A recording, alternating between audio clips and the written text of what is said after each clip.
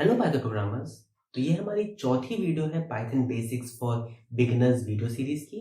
और इस वीडियो में हम लोग ये देखने वाले हैं कि basic input and output functions क्या होते हैं, या फिर हम लोग basic input and output Python के थ्रू कैसे कर सकते हैं। मतलब कि हम लोग यूजर से इनपुट ले रहे हैं और हम लोग यूजर को आउटपुट दे रहे हैं, तो वो काम हम लोग बेसिकली पाइथन में कैसे कर सकते हैं। मतलब हम लोग यहाँ पे कोई GUI की बात नहीं कर रहे या फिर वेब इंटरफेस की बात नहीं कर रहे, बेसिकली मतलब पाइथन के शेल के अंदर हम लोग कैसे ले सकते हैं।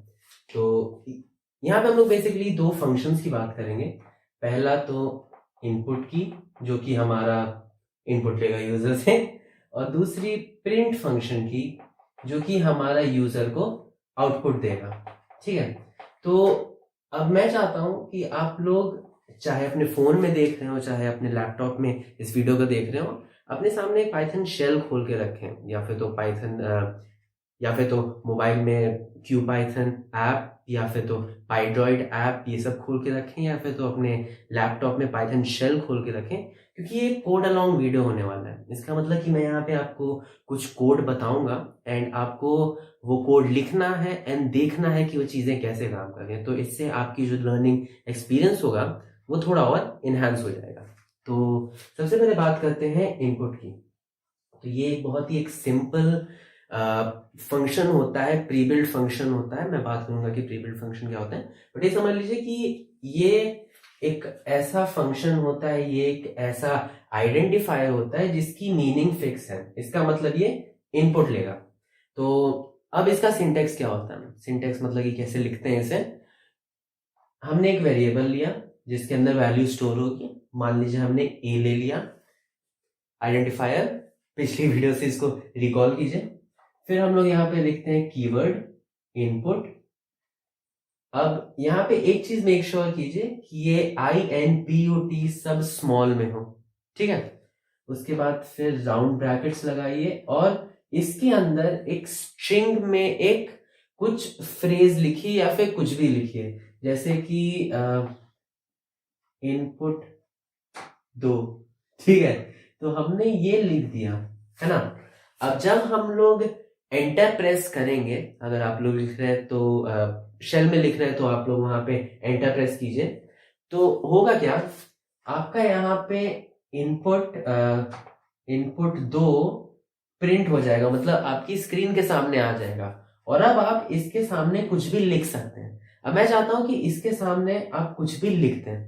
ठीक है, कुछ भी वैल्यू, आप कोई नंबर लिख दीजिए, कोई स्पेशल कैरेक्टर मत लिखना, कोई भी नंबर लिख दो। मान लो 563 मैंने लिख दिया। अब होगा क्या, ये जो 563 है ये इस ए वेरिएबल के अंदर जाके सेव हो जाएगा।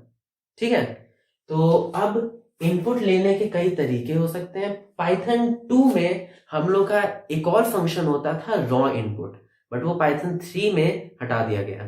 ठीक है, तो अब इनपुट को लेने के कई तरीके भी हो सकते हैं। मान लो अब तुम्हारा प्रोग्राम ऐसा है कि तुम्हें बस इंटीजर नंबर ही चाहिए, तो अब इसमें क्या कर सकते हैं कि ये a इज इक्वल टू, अब यहां पे तुम एक चीज लिख दो इंटीजर, फिर ये कल राउंड ब्रैकेट्स लगा दो ऐसे करके। ठीक है, तो अब हम लोग यूजर से इनपुट तो ले रहे हैं, बट वो एक इंटीजर होना चाहिए। अगर आपने यहाँ पे कोई स्ट्रिंग दे दी या फिर और कुछ कैरेक्टर दे दिया तो वो एक एरर प्रिंट करेगा, है ना, क्योंकि हमारा यूजर इनपुट मांग रहा है इंटीजर।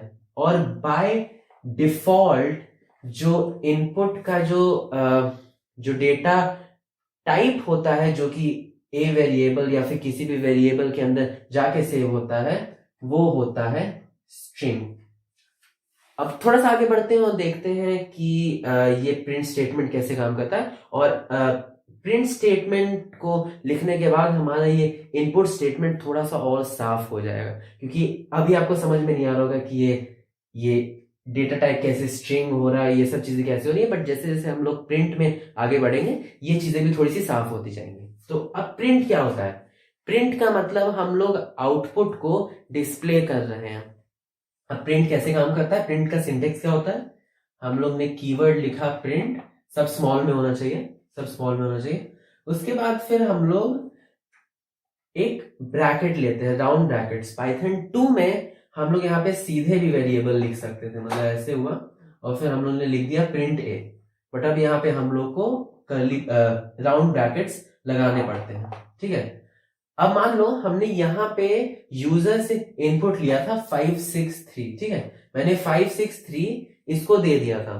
अब जब मैं प्रिंट ए करूंगा तो वो 563 यहाँ पे लिखा हुआ आ जाएगा, मतलब ए के अंदर जो वैल्यू स्टोर थी वो इसने यहाँ पे डिस्प्ले कर दी, ठीक है। अब मान लो तुमको एक से ज्यादा वेरिएबल डिस्प्ले करने हैं या फिर एक से ज्यादा डेटा को तुम्हें डिस्प्ले करना है। अब यहाँ पे वेरिएबल की जगह तुम कुछ डेटा भी लिख सकते हो, जैसे कि मान लो यहाँ पे मैंने लिखा प्रिंट और फिर मैंने यहाँ पे लिख दिया मान लो 63 और फिर उसके बाद फिर मैंने कॉमा लगा के लिख दिया ए। अब इसको अपने लैपटॉप पे लिख के देखो कि इसका क्या आउटपुट आएगा। क्यों, क्या आउटपुट आया? यही आया होगा 63 और फिर थोड़ी सी स्पेस और फिर 563, मतलब कि हम लोग ने इस वैल्यू को भी किया डिस्प्ले और थोड़ी सी स्पेस देने के बाद हम लोग ने इस वेरिएबल को भी किया डिस्प्ले, ठीक है।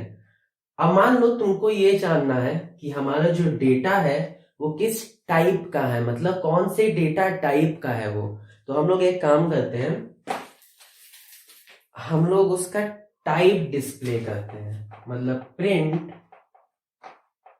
टाइप और फिर यहां पे हम लोग ने उस डेटा को या फिर उस वेरिएबल को लिख दिया, TYPE सब स्मॉल होना चाहिए। उसके बाद फिर मान लो हम लोग ने ये ए वेरिएबल लिख दिया। अब मान लो हम लोग ने ये इंट नहीं स्पेसिफाई किया। अब ये लोग आप अपने मोबाइल पे या लैपटॉप पे लिख के देखेंगे कि इसका क्या आउटपुट आएगा, ठीक है। पहले ये लिखो ए इज इक्वल टू इनपुट और फिर यहाँ पे कुछ भी, उसके बाद फिर जब ये प्रिंट हो मतलब ये जब इनपुट 2 लिख के आए तो उसके बाद फिर यहाँ पे कोई भी वैल्यू लिख दो, स्ट्रिंग, इंटीजर, कुछ भी, ठीक है। अब फिर उसके बाद फिर ये प्रिंट टाइप ए लिख के देखो क्या आ रहा है, स्ट्रिंग आ रहा है। क्यों आ रहा है? मैंने पहले बताया था कि इसकी जो डिफॉल्ट वैल्यू होती है इनपुट की वो होती है एक स्ट्रिंग। इसीलिए अगर आपको किसी ऐसे प्रोजेक्ट में इसको काम में लाना है, इनपुट को काम में लाना है जिसमें कि आपको एक इंटीजर वैल्यू की जरूरत है, तो हम लोग यहाँ पे इसके पहले लिख देंगे इंट। अगर आपको मान लो कोई लिस्ट चाहिए तो आप यहाँ पे लिस्ट भी लिख सकते हैं, ये सब कीवर्ड्स हैं, है ना। तो अब एक छोटे से प्रोजेक्ट की बात करते हैं, ठीक है। तो अब आप इस स्टेज में आ गए हैं कि आप छोटा छोटा प्रोजेक्ट बना सकते हैं। तो आपका प्रोजेक्ट ये है कि आपको 2 वेरिएबल लेने हैं, उसके बाद फिर आपको 2 इनपुट लेने हैं और फिर दोनों को साथ साथ में प्रिंट करना है। मैं 2 सेकंड का वक्त दे रहा हूं, आप लोग इसको सोचिए और फिर हम लोग यहाँ पे उसका आउटपुट देखेंगे कि कैसे कर सकते हैं। जस्ट मैंने यहाँ पे बताया कि कैसे करना है। तो चलिए, अब जो लोग कर लिए अच्छी बात है, जो लोग नहीं कर पाए यहाँ पे देखते हैं। तो हम लोग ने मान लो ए वेरिएबल लिया, हम लोग ने लिया इनपुट और फिर हम लोग ने यहाँ पे लिख दिया इनपुट 1, ठीक है। इसमें आप कुछ भी लिख सकते हैं क्योंकि ये बस डिस्प्ले होगा, ये एक लेबल होता है कि आपको क्या इनपुट चाहिए।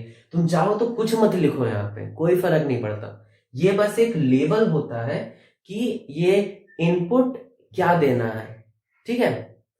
उसके बाद फिर मान लो हम लोग ने ये बी वेरिएबल लिया इनपुट और लिख दिया इनपुट 2, ठीक है। अब उसके बाद मैंने क्या बोला था कि हम लोग को दोनों वेरिएबल के डेटा को साइड बाय साइड प्रिंट करना है। तो हम लोग यहाँ पे लिखेंगे प्रिंट ए कॉमा बी, ठीक है। तो अब इसको खुद के मोबाइल या कंप्यूटर पे लिख के देखो, आउटपुट हमारा यही आएगा। मान लो मैंने इसमें लिख दिया था HAR और इसमें लिख दिया था S और इसमें मैंने लिख दिया था HIT, ठीक है। अब समझ जाओ मैंने यहाँ पे क्यों नहीं लिखा वो, ठीक है। तो अब जब हम लोग इसको रन करेंगे और ए वेरिएबल में HARS लिखेंगे और बी वेरिएबल में HIT लिखेंगे और हम लोग ये प्रिंट स्टेटमेंट को लिखेंगे। उसके बाद फिर हमारा जो आउटपुट आएगा वो आएगा हर्षित। थोड़ा सा स्पेस होगा ये बीच में क्योंकि ये दो अलग अलग वेरिएबल्स हैं। ठीक है, तो बस यही समझाना था और आपने इसका सिंटेक्स देख लिया, एग्जाम्पल देख लिया, थोड़ी बहुत चीजें देख ली कैसे कैसे काम करता है। और जैसे जैसे हम लोग प्रोजेक्ट में आगे बढ़ेंगे, हम लोग एक्चुअल प्रोजेक्ट्स पे काम करेंगे, तब आपको इसका रियल एप्लीकेशन समझ में आएगा। चाहे हम लोग एक स्मॉल वोटिंग सिस्टम की बात कर रहे हैं, चाहे हम लोग एक कैलकुलेटर की बात कर रहे हैं, चाहे हम लोग किसी भी तरीके के एक छोटे प्रोग्राम की बात कर रहे हैं, हम लोग ये सब कॉन्सेप्ट्स को यूज करेंगे। और ये सब वीडियोस मैंने एक्चुअली अपने इंग्लिश चैनल पे बना के रखी हैं। बहुत जल्दी हिंदी चैनल पे भी बनाऊंगा उसको ट्रांसलेट करके, बट अभी वो इंग्लिश चैनल पे है। मैं कुछ लिंक्स दे दूंगा जिसमें आप ये सब इनपुट आउटपुट को प्रैक्टिस कर सकते हैं। तो बस आज की वीडियो के लिए इतना है।